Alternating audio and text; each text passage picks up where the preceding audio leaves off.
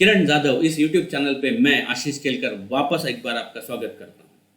आपने पिछला video number 1 है वो देखा, जिसमें मैंने मेजर इंडाइसेस के ऊपर बात की है। अभी ये जो है वो सेकंड वीडियो है, second weekly video starting from 23 अक्टूबर, जिसमें मैं अहम सेक्टर्स के बारे में बात करने वाला हूँ।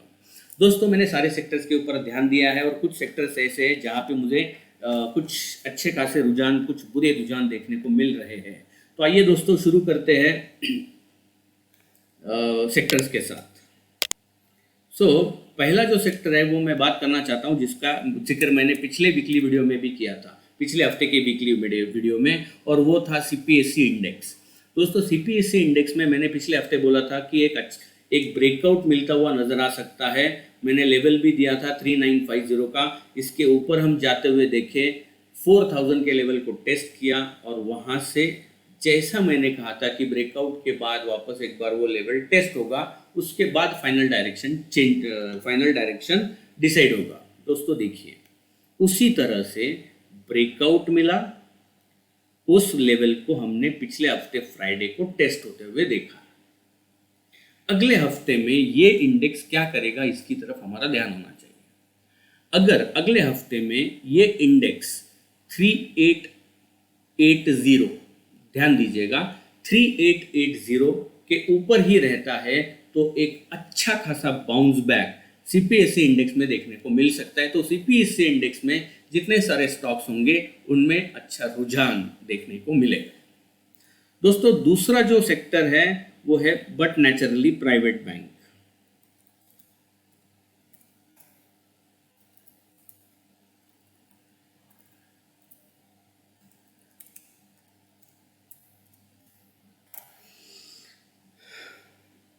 इस इंडेक्स को ध्यान से देखिए, हम ऐसे लेवल के नज़दीक है। अगर मैं देखता हूँ, वीकली चार्ट भी देखता हूँ, तो देखो ये कंसोलिडेशन होने के रेंज में है, मतलब एक कंसोलिडेशन बनता हुआ नजर आ रहा है। ऐसे केस में ना हमारे ऊपर की तरफ ब्रेकआउट मिलते हैं, वापस स्टॉक नीचे आता है, नीचे की तरफ ब्रेकआउट मिलते हैं, वापस स्टॉक ऊपर जाता है। तो ऐसे सिचुएशन में हमें कुछ इंपॉर्टेंट लेवल्स की तरफ ही ध्यान देना होता है, उसके बाद ही हमें इस इंडेक्स के जो स्टॉक्स है उनकी तरफ ध्यान देना जरूरी है। नीचे की तरफ अगर मैं ये प्राइवेट बैंकिंग का इंडेक्स देखता हूँ तो उसके लिए बहुत क्रिशियल लेवल है 22,500 का। नीचे की तरफ भी हम 22,800 पे हैं। 22,500 ये अहम लेवल है। हो सकता है कि ये लेवल टेस्ट करेगा, वहां से बाउंस बैक आ सकता है। लेकिन अगर 22,500 के नीचे फिसलता है ये इंडेक्स, तो प्राइवेट बैंकिंग स्टॉक में थोड़ा सा प्रॉब्लम आता हुआ देख सकेंगे। ये लेवल ध्यान में रखिएगा। दूसरा अगला सेक्टर है निफ्टी पीएसयू बैंकिंग। अच्छा खासा करेक्शन पीएसयू बैंक में होता हुआ दिखाई दे रहा है। पिछले हफ्ते में मैंने कहा था कि पीएसयू बैंकिंग स्टॉक में करेक्शन देखने को मिलेगा तो अपॉर्चुनिटीज ढूंढनी चाहिए, और वो अपॉर्चुनिटी नजदीक आ रही है। ऐसा चार्ट के ऊपर स्ट्रक्चर बनता हुआ दिखाई दे रहा है।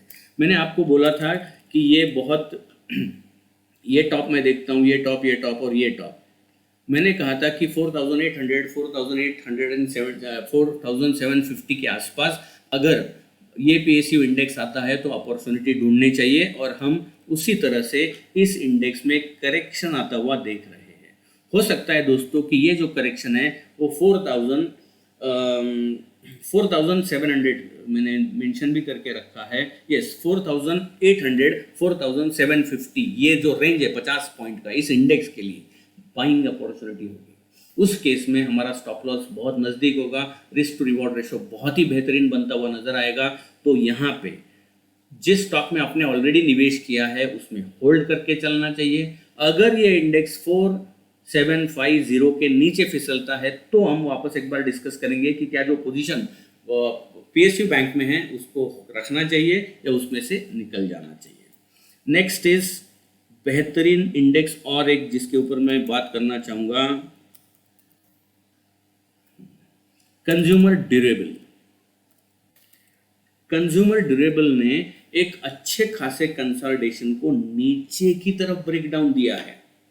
तो इसमें जो स्टॉक्स है उनमें थोड़ा कॉशियस रहिएगा, क्योंकि हमेशा एक ऊपर जाने के बाद कंसोलिडेशन के बाद ऊपर, कंसोलिडेशन के बाद ऊपर, कंसोलिडेशन के बाद ऊपर, पहली बार ऐसा हुआ है कि रैली के बाद कंसोलिडेशन हुआ और नीचे की तरफ ब्रेकडाउन हुआ है।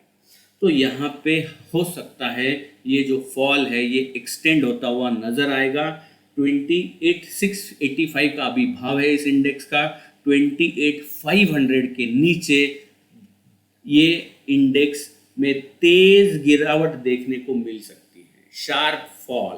तो इसकी तरफ ध्यान देगा। अगर आपके पोर्टफोलियो में निफ्टी कंज्यूमर ड्यूरेबल्स वाले कोई स्टॉक्स है, स्ट्रिक्ट स्टॉप लॉस के साथ इंडिविजुअल चार्ट देख के स्ट्रिक्ट स्टॉप लॉस देख के होल्ड करना है। अगर इंडेक्स 28,500 के नीचे फिसला तो गिरावट बढ़ेगी। निफ्टी ऑटो, दोस्तों निफ्टी ऑटो में एक डबल टॉप फॉर्मेशन हुआ है। अभी double top formation bearish implication वाला होता है। एग्जैक्ट डबल टॉप बना के ये स्टॉक लास्ट कैंडल रेड दिखाई दे रही है। तो इसका मतलब अगर फॉल होता है तो कम से कम 16,200 तक ये इंडेक्स आ सकता है। अगर ये जो पर्टिकुलर फॉर्मेशन है ये फेल कब होगा? अगर ये दोनों टॉप तोड़ के ऊपर निकलेगा तो ये फॉल हो सकता है। 16,700 ये टॉप लेवल का बफर लेके लेवल है। 16,700 के ऊपर अगर ये इंडेक्स निकलता है तो ऑटो स्टॉक में वापस तेजी देखने को मिलेगी, बेहतरीन। लेकिन अगर वो नहीं टूटता है तो मैं मानता हूं कि यहाँ से करीब करीब 300 पॉइंट का फॉल इस इंडेक्स में देखने को मिल सकता है ऑन द लोअर साइड। तो निफ्टी ऑटो की तरफ ध्यान देना चाहिए। उसके बाद और एक सेक्टर है, वो है इंफ्रा। निफ्टी इंफ्रा मैंने लॉन्ग टर्म के लिए होल्ड करने के लिए बोला है। देखो दोस्तों, यहाँ पे भी डबल टॉप फॉर्मेशन हुआ था और उसके बाद एक फॉल देखने को मिला है। मेक और ब्रेक लेवल अगर मैं इंफ्रा के लिए देखता हूँ नीचे की तरफ 6120 है। जब तक हम 6120 के ऊपर है मैं मानता हूँ कंसोलिडेशन होगा। अगर 6120 यानी 6100 राउंड फिगर 6100 इसके नीचे फिसलेगा तो उप्स मोमेंट आएगा, और गिरावट बढ़ती हुई नजर आएगी। तो 6,100 ये अहम लेवल इंडेक्स के लिए जो इंफ्रा स्टॉक्स हैं उनके लिए पकड़ के रखो। एंड फाइनली लास्ट जो है वो है मेटल।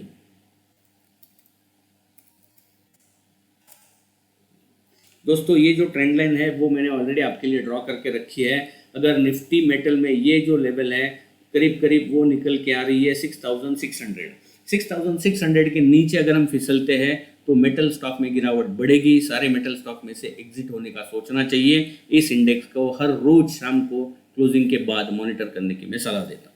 दोस्तों अभी बात करते हैं कमोडिटीज।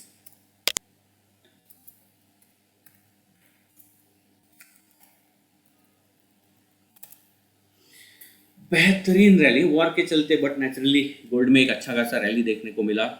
मेरा जो टारगेट था वो दोनों के दोनों टारगेट मैंने पिछले हफ्ते में जो दिए थे वो अचीव होते हुए नजर आए। मैं मानता हूं कि यहाँ पे थोड़ा अभी कंसोलिडेशन होगा।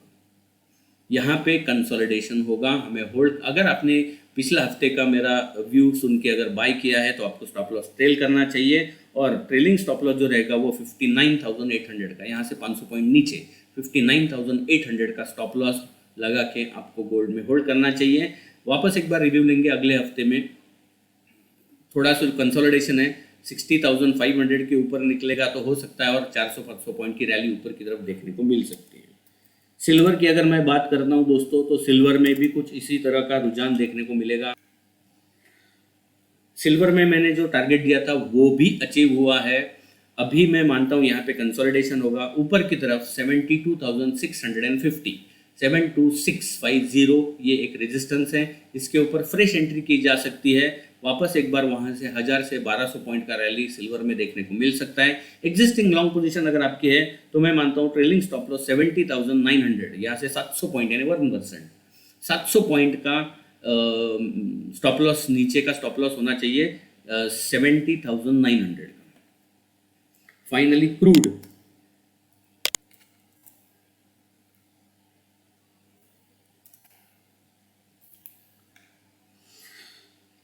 क्रूड में मैं मानता हूं दोस्तों कि 7,200 लेवल मैंने बोला था लास्ट वीक, 7,200 के ऊपर निकलेगा तो अच्छा रैली देखने को मिलेगा। और करीब करीब 300 पॉइंट का रैली हमने क्रूड में आते हुए देखा।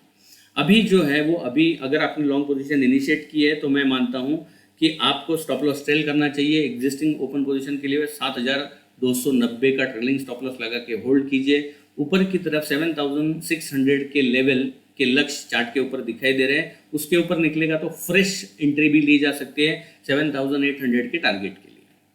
And finally natural gas. Natural gas में तो बहुत ही बेहतरीन तरीके से हमें रैली देखने को मिला। मैंने कहा था कि एक करेक्शन आएगा, मैंने कहा था पिछले हफ्ते के वीकली वीडियो में 273 के नीचे अगर नेचुरल गैस आता है तो एक फॉल देखने को मिलेगा, और उसी तरह से एक अच्छा खासा फॉल हमने 273 के नीचे देखा। अभी पहले मैंने जो रेजिस्टेंस दिया था जब ये कंसोलिडेशन में थी कमोडिटी 240, सो 240 ये अहम लेवल है। हो सकता है यहाँ से एक बाउंस बैक देखने को मिलेगा। इसके नीचे फिसलता है तो नेचुरल गैस और सस्ता होगा।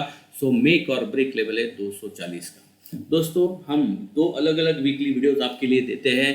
पहला वीडियो जो होता है उसमें हम मेजर इंडाइसेस, दूसरे वीडियो में सारे सेक्टर्स और कमोडिटीज़ के ऊपर बात करते हैं।